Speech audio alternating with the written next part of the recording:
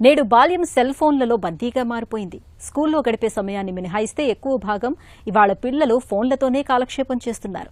గంటల తరబడి వీడియోలు చూస్తూ గేములాడుతూ కాలం గడిపేస్తున్నారు. పిల్లల్ని సముదాయించే ఓపిక లేక వారితో గడిపేందుకు సమయం చిక్కక కొంతమంది తల్లిదండ్రులు చేజేతులా పిల్లల చేతుల్లో ఫోన్లను పెట్టేసి ఇతరత్ర వ్యాపకాల్లో మునిగిపోతున్నారు. పొగ, మద్యం, డ్రగ్స్తో విపరిణామాలు ఉన్నట్లే సెల్ ఫోన్లకు అలవాటు పడటం వల్ల పిల్లలకు సమస్యల తాకిడి పెరుగుతుందని చెబుతారు నిపుణులు. ఈ నేపథ్యంలో పిల్లలు ఫోన్ల మీద ఎక్కువ సమయం గడపకుండా ఉండేందుకు ఏం చేయాలో, తల్లిదండ్రులు ఎలాంటి జాగ్రత్తలు తీసుకోవాలో ఇప్పుడు తెలుసుకుందాం.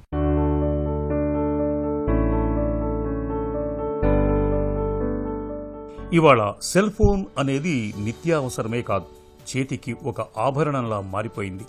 చిన్న పెద్ద అందరూ మొబైల్ ఫోన్లు చూడటానికి బాగా అలవాటు పడిపోయారు. ఇక పిల్లలైతే చెప్పాల్సిన పని లేదు. ఇంట్లో ఉన్నంతసేపు సెల్ ఫోన్లకు అతుక్కుపోతున్నారు. వీడియోలు చూస్తూ, గేములు ఆడుతూ గంటల తరబడి ఫోన్ల మీదే గడిపేస్తున్నారు. ఒక రకంగా చెప్పాలంటే పిల్లలు ఫోన్లకు బానిసలుగా మారారనే చెప్పుకోవచ్చు. మరి పిల్లల్లో ఈ వ్యసనానికి అడ్డుకట్ట వేసేదెలా? ఇందుకు తల్లిదండ్రులు కొన్ని ప్రత్యేక జాగ్రత్తలు తీసుకుంటే మంచి ఫలితం ఉంటుంది. ముందుగా తల్లిదండ్రులు ఏం చేసినా పిల్లలు అనుకరిస్తారనే విషయాన్ని గుర్తుంచుకోవాలి. వారి ముందు తల్లిదండ్రులు ఫోన్లు వాడటం, టీవీలు చూడటం మానుకోవాలి. వాళ్లతో మాట్లాడటం, ఆడుకోవటం, కబుర్లు చెప్తూ ఉంటే పిల్లలు కూడా అదే విధానం కొనసాగిస్తారు. పిల్లలు టీవీ, ఫోన్లను వాడుతున్నప్పుడు వారిని గమనిస్తూ ఉండండి. మీ పర్యవేక్షణలోనే వాళ్లు ఉండేటట్లు ఏర్పాట్లు చేసుకోండి.